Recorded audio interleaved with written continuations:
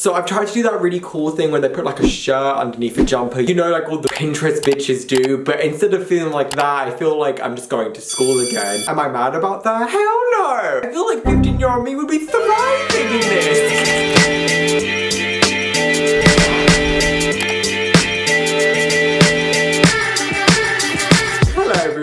I'm Styleboy and welcome to my world. I've been kind of thinking about this recently and it's about autism and infantilization and why you all neurotypicals, why y'all need to stop treating autistic adults like children. It's a pain in the ass and it's just like, excuse me, why? So in this video, I'm not only going to discuss what it is, I'm also going to discuss what are the reasons to me that I think people treat autistic adults like kids, how they do it, how it makes us feel, and then solutions, and also how as us autistics, how we can just feel better in ourselves when people try to patronize us and make us feel like we're 5 when actually we're like 21.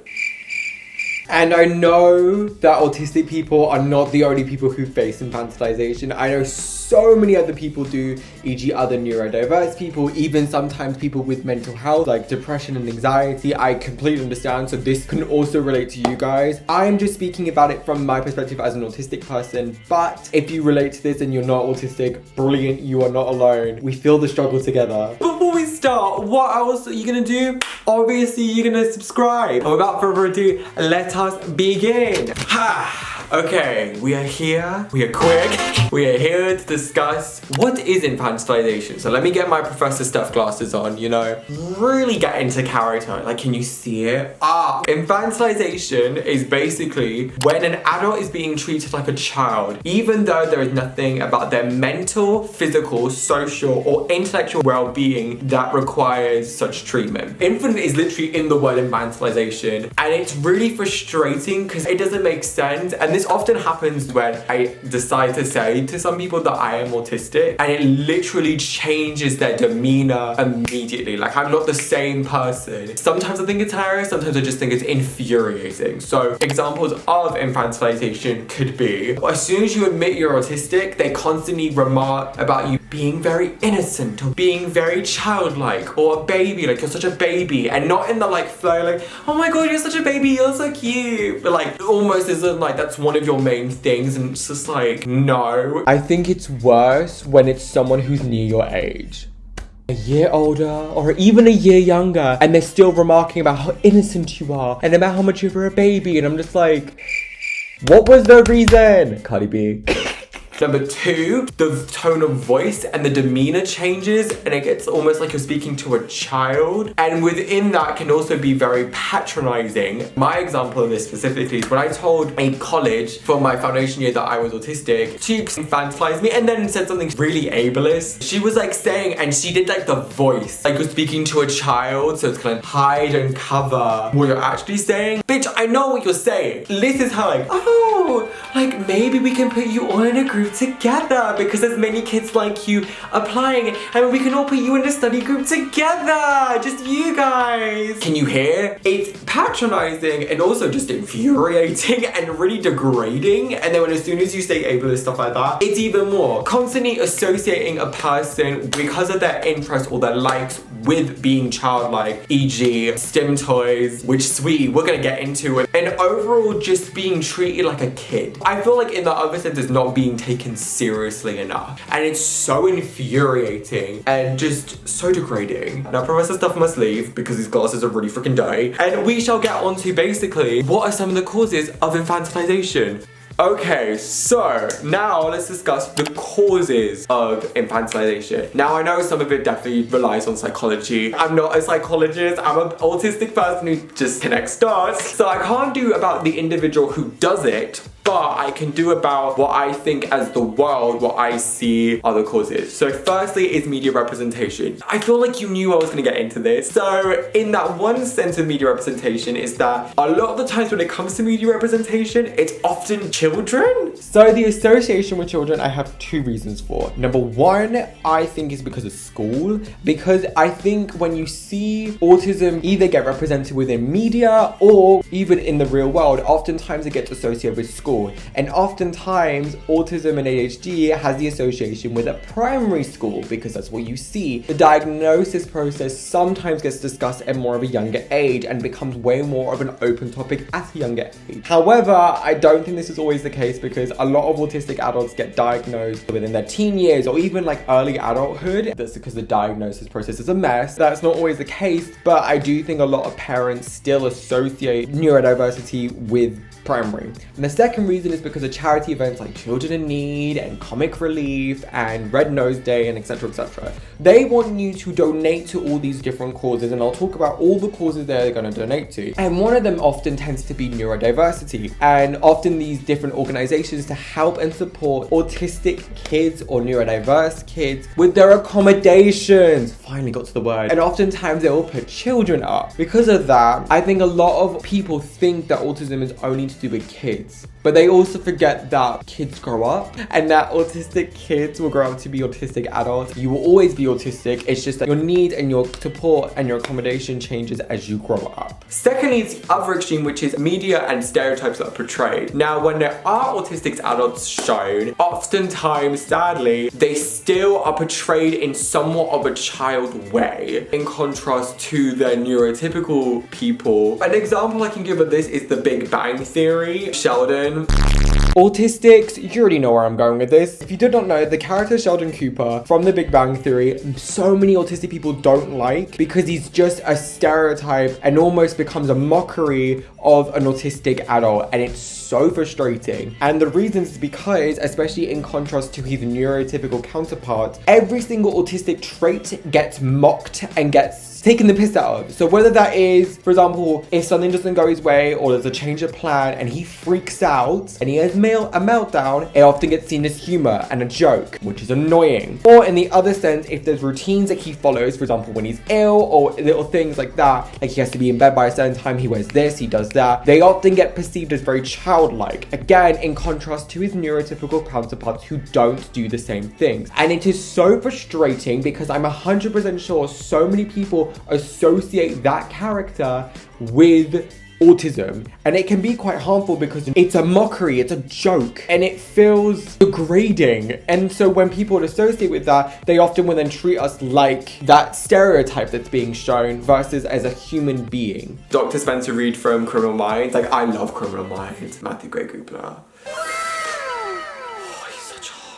So my opinion on this is really interesting because I think they discussed it really well more in the beginning of the series versus as we get later on, and obviously he becomes more of like an authoritarian almost as we get later on, because in the beginning he's almost like the new one of the group kind of. There is a particular line from it. Do you know why he always introduced me as Dr. Reid? That is Gideon. Hodge goes, because he knows people see you as a kid and he wants to make sure that they respect you. Now, if you did not know, I don't know whether it's canon or headcanon, but Reid basically is autistic, and I think this is very prominent. And I think having that line in there is really crucial because I think what's really clever is that they don't ever portray him as being a child. Like they keep him being an adult, but he has autistic traits. Like to have both is so good. Why can't every series do that? But I definitely think with that line, it then shows how other people view autistic people. You could be like, part of it's like, oh, his appearance, because obviously he's like the hair and whatever. But I also think it is to do with the fact that he is autistic, and I think that that line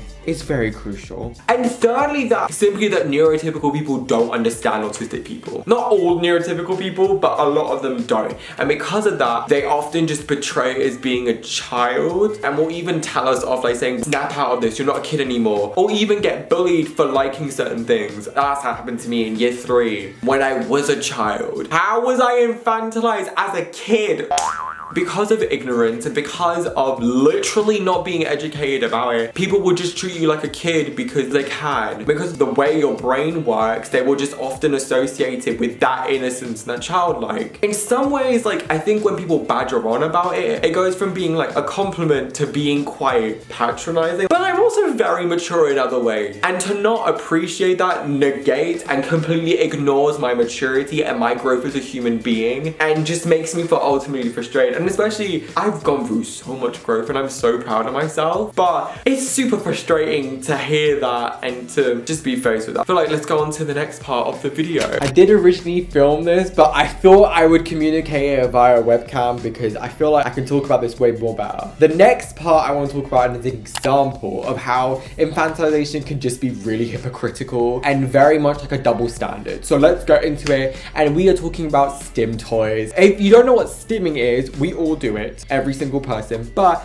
specifically people with ADHD and autistic people do it a lot, and it can really be beneficial for us to stim. So it can be, for example, like rocking back and forth. It can be what I used to do as a kid when I got really excited, like flap my wings like this and pretend I was flying. If I get really nervous, I do this a lot. Or it can be playing the same song over and over again, and so many more examples. And sometimes what helps is actually having specific gadgets or toys or different things to stim with that can help. So for example, the one I'm going to be talking about mainly are fidget spinners, or even those things that have been going around, the ones that like pop in and out, that looks so satisfying. Low-key, I want one. Or let's discuss the fidget spinner craze. So remember that was a huge thing and everyone was like, oh my god, I need a fidget spinner. Well, guess what? I'm 1000% sure that autistic people and people with ADHD were using that. And actually other neurodiverse people were probably using fidget spinners before. But because they were seen as not cool at the time and just as like, what the heck, they were probably seen as not cool, not trendy, and probably a lot of neurodiverse kids were actually taking the piss out of and got bullied for it because it was too childish. Like, why do you have this toy? Oh my god. But as soon as it became a craze, people started bringing them into school. And for those people, it became a distraction. While I think a lot of the time for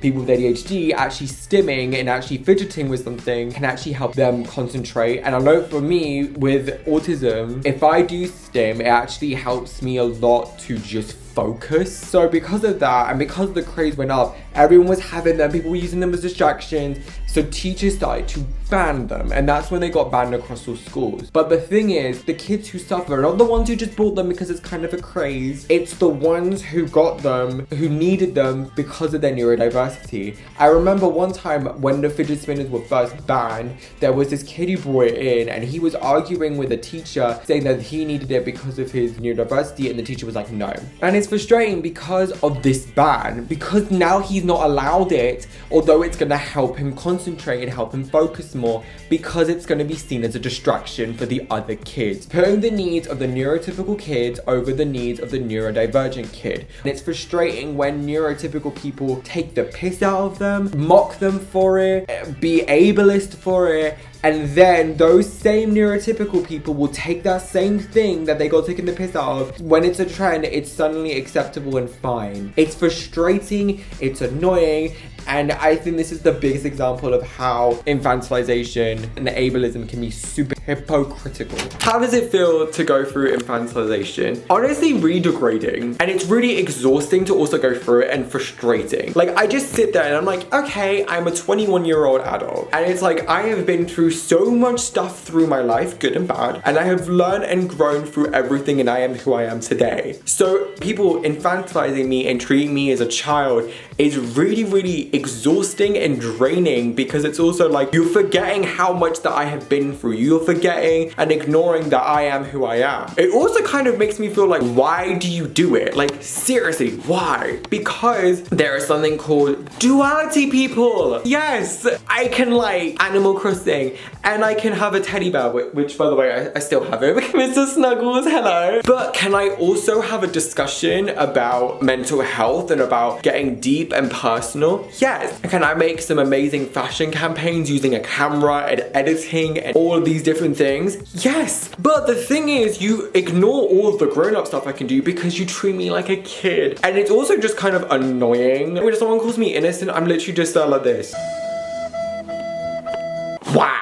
I don't know about other autistic people, but it can just make you feel kind of like worthless in a way, and make you feel like you're less. And that is bullshit, obviously, we know that. It makes you feel like they think that you're less than able to do anything. And I think that's what's the worst thing, because I am fully able to do everything and anything that I want to do. You just ignore that because of a stereotype that has been painted over us again and again and again. Autistic people face this all the time, and yet it never gets discussed. So I thought just to bring it up and bring in some awareness to it would be a good idea. Let's get on to some positivity. So let's get on to the final section because I know that section is a little bit more positive. Okay, so last section. How can we improve on this? So, neurotypical people, let's start. Firstly, when we say our needs or when we say that we are autistic, do not judge us based on the media representation you have seen. Be open and listen to us. Number two, just because we've told you we're autistic or just because of our interests or just because of what we have, we are still the same person we've always been.